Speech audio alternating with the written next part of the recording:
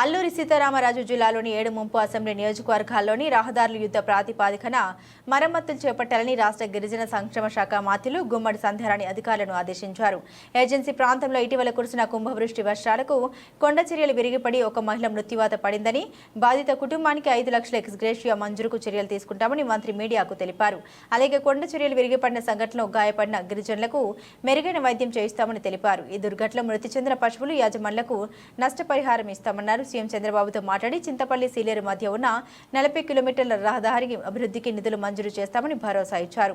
Paderu, Chintapalli GK వీధి తదితర గిరిజన ప్రాంతాల అభివృద్ధికి రాష్ట్ర ప్రభుత్వం పటిష్ట చర్యలు చేపడుతోందని, జిల్లాలో వర్షాలకు దెబ్బతిన్న రహదారుల్ని యుద్ధ ప్రాతిపదికన తాత్కాలిక పునరుద్ధరణ చర్యలు చేపడుతున్నామని రాష్ట్ర గిరిజన సంక్షేమ శ్రీ శిశు శాఖ మంత్రులు గుమ్మడి సంధ్యారాణి హామీ ఇచ్చారు. కొండ చర్యలు విరిగిపడిన ఘటనలో మృత్యువాత పడిన కుటుంబాన్ని పరామర్శించడానికి చెట్రపల్లి బయలుదేరే ముందు లంబసింగి అతిథి గృహం చేరుకున్న మంత్రివర్యుల్ని జిల్లా collector A S Dinesh Kumar, SP Amit Bhardar, ITDA PO V Abhishek మర్యాదపూర్వకంగా కలిసి వర్షం పరిస్థితులు, నష్టాల వివరాలు వివరించారు. అనంతరం మణిగుంట వద్ద కొట్టుకుపోయిన డైవర్షన్ పరిశీలించారు.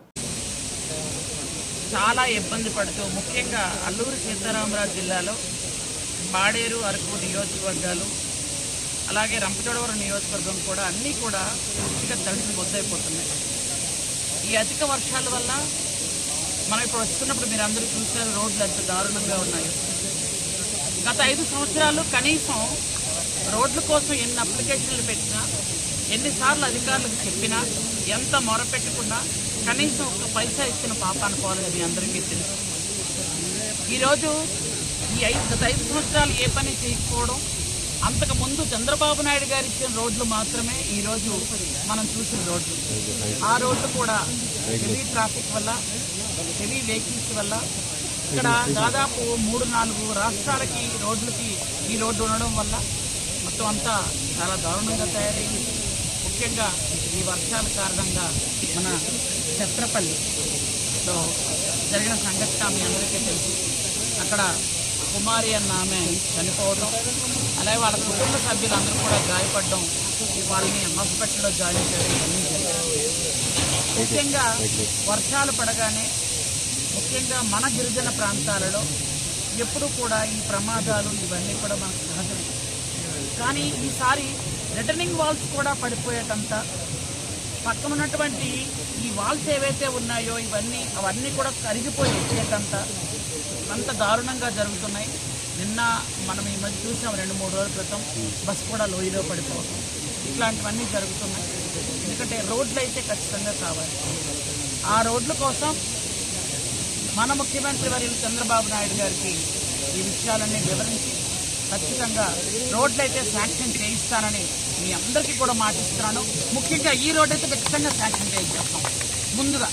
ఎందుకంటే ఈ రోడ్డు శాంక్షన్ అయితేనే అటువైపు ఉన్నటువంటి దాదాపు 32,000 మంది జనాలకి కనెక్టివిటీ లేదు. పూర్తిగా వాళ్ళ కమ్యూనికేషన్ కూడా లేకుండా అయిపోయింది. ఇక్కడ మనం ఇక్కడి నుంచి వెళ్ళలేము, వాళ్ళు అటు నుంచి రావడానికి లేదు. ఇక్కడి నుంచి వెళ్ళడానికి మధ్యలో ఇంకా 3 బ్రిడ్జిలు పడిపోయింది. రోడ్లు కూడా కనెక్టివిటీ మొత్తం కట్ అయిపోయింది.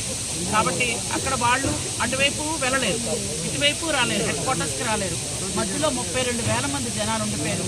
చాలా విచారకరమైనటువంటి విషయం. కాబట్టి ఈ విషయాలన్నీ కూడా ఖచ్చితంగా మేము అందరూ కూడా కలెక్టర్ గారు కానీ, ఇక్కడ డిఓ గారు కానీ, ఇక్కడ మా నాయకులు కూడా ఉన్నారు, అందరూ కూడా చర్చించుకోవడం జరిగింది. ఆల్రెడీ నాకు చెప్పారు.